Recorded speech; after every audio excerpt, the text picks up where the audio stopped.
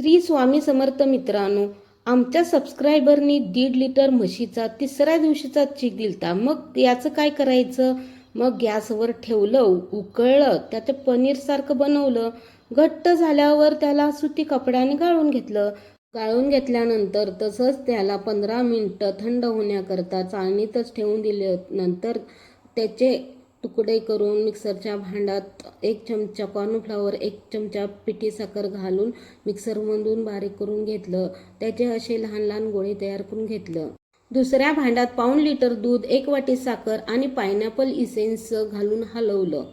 थोडंसं काजू, बदाम, वेलची मिक्सरमधून बारीक करून दुधातच टाकायचे. दुधाला हलवायचं चांगलं 15 मिनिटं. 15 मिनिटं झाल्यावर गोळे टाकायचे. गोळे टाकले की नंतर ते गोळे फुगण्यासाठी झाकून ठेवायचे. झाकून ठेवल्यानंतर काढायचं. बघा आपले गोळे फुगले. ते फुगल्यावर बघायचं किती छान एका बाउलमध्ये काढून घ्यायचे. कसे बनलेत हे चिकाचे दूध गोळे मला कमेंट करून सांगा आणि सबस्क्राईब करा आणि फॉलो करायला